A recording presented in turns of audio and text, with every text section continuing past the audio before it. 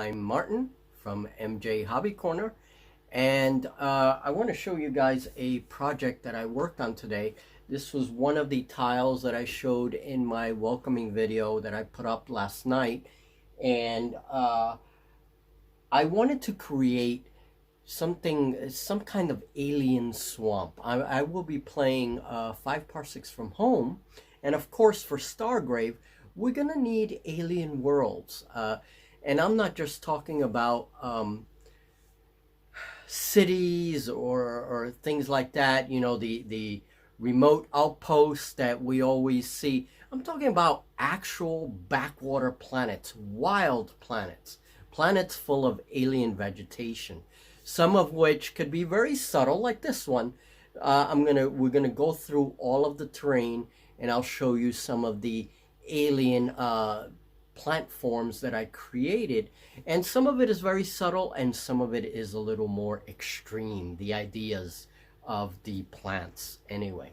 So I will be creating more alien plants, but for now this was my swamp, and I had to do this today because I want to play the game on Saturday, and I want to have something different, something that I haven't had in any of my 5 parsecs games. Alien plants, you can make them out of so many different things. It's just mind-boggling, seriously. People make them out of aquarium stuff, right? You can find cheap aquarium, if you can find cheap aquarium decor. I find in my region aquarium decor is very expensive, so I do not waste time with it. It can be really cool at times, but a lot of times the colors are also very bright, and I don't know, it just doesn't work for me as well. But you can use it. If you can find cheap aquarium decor, you can actually make some awesome tables that look very alien, okay? So it's not that I have anything against it, it's just I can't really find it cheap anywhere around here. And I didn't want to order stuff online, have to wait for stuff to come over and whatever. So got my creative juices flowing and just worked with stuff that I have in the studio. And let's check out the terrain now. Okay, so this is my alien swamp. Now there are some trees and things that are very recognizable, but you have some pretty alien looking stuff too. And that's what I wanted. I wanted something that had some alien looking things and also some, you know, kind of more familiar looking things. So these are all my tropical trees that I use in my fantasy games for like Ghost Archipelago and things like that. All right. So those I had in the studio, and I just set out what I had. And then I made all the rest. All of this terrain that I'm going to show you now, I made today. That piece right there, this strange piece, and let me just give you guys a little look at this. Let's just pick it up. Stuff is still drying, okay? And I just did a lot of strange looking texturing and whatever, right? This one has thorns that come out of it, okay? And I still haven't finished painting. I have to finish painting some stuff. This one right here, this one is one of my favorite, and that's using that echinacea, right? And it has this weird long proboscis looking thing with all these little filaments coming out, right? So it's obviously some kind of either parasite or, you know, carnivorous plant. I was thinking more a parasite. And I made another one here, and there's the proboscis going into another plant, literally sucking out all of its nutrients. So there's an example of a cool alien plant. This thing is actually a real hive, a real wasp hive. And I found that in the woods a long time ago, and I actually made a casting of it. What I did is I made a mold of the piece of wasp nest. Obviously, there were no wasps. And then I cast it in resin. So this is a white resin piece. And I put it in there because I plan to put some kind of like worm-like organism sticking out of there, right? Some kind of, so this will be a piece of dangerous terrain as a result of that. I still have to do some painting here, so it's not too bright. There's a gribbly crustacean, right, underneath the fungus. This is giant fungi. This is giant fungi as well. All right, and then there's this one. This one's a pretty bizarre one. This one has a sort of mouth there with some real fang-looking thorns, right? So it is a mouth there. So this one's definitely carnivorous. I used a few tyrannid bits just to add some really exotic looking things. I was thinking this is actually disperses the seeds of the plant. And then it has all of these tentacles, which I have to fix up a little bit. Okay, there's all these wiry tentacles coming out of the ground. So that one's a strange piece, and I really like it. Okay, so it has all this filamentous kind of stuff coming out of the tentacles, and obviously this is some kind of carnivorous plant. All right, so these backwater planets are not exactly safe. Here's another sort of interesting scatter terrain piece. Okay, and I still have to paint the plastic piece there, but it has almost like a little undergrowth there. Everything is, you know, very dense, and I might add some critters. I'm going to create some alien bugs and add some flavor to this terrain. Add bugs and things moving around, you know, give it some life.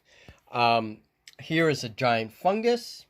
Here is another fungus field, and this is like, these are like giant fungal trees, right? And I have to work on the base, not finish with the base.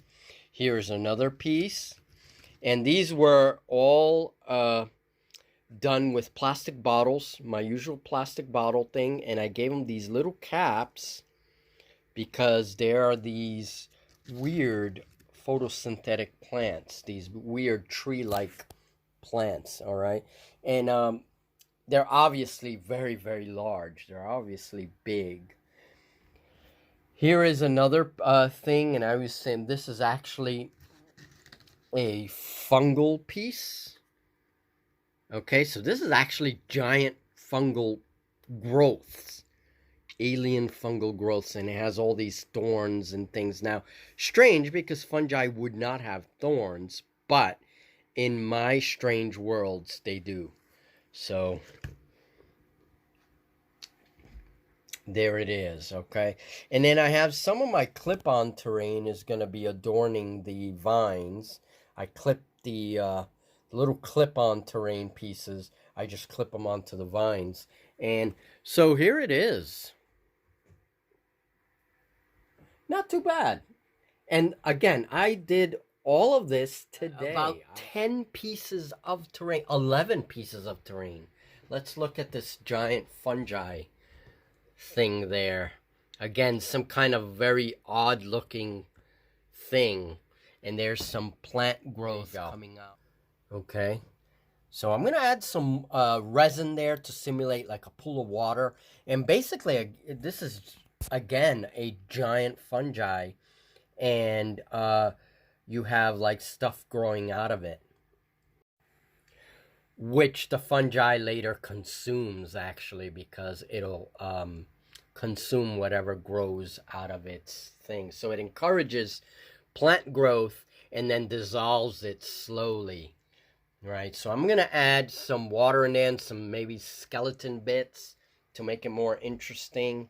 And so that's a carnivorous, like, fungal type of... you know, the pieces really do make the table look different, look interesting. And I'm thinking that for 5 parsecs, I'm probably going to have a crash site here. There will be an old broken up spaceship that has crashed, and I'm going to have to do something here. I'll figure it out, make like a piece of the terrain that's been disturbed as the ship crashed, and that's probably going to be our sometime Saturday, probably Saturday night into Sunday. I will be uploading my 5 parsecs from home game, and in a very different kind of board. Okay, so something different, and there will be a reason for us to be here. Obviously, Gibson and his crew. If I'm able to make that crash site before Saturday, then we would obviously be homing in on its beacon, and that's why we're here. But of course, the beacon will attract other things as well. So Gibson and his crew are going to have a hard time this weekend. All right. And I'll think about some house rules. If I have a house rule or two, I may add it. But I definitely want to play my sci-fi games with a lot more wilderness, kind of alien wilderness to them. So you will see more projects like this.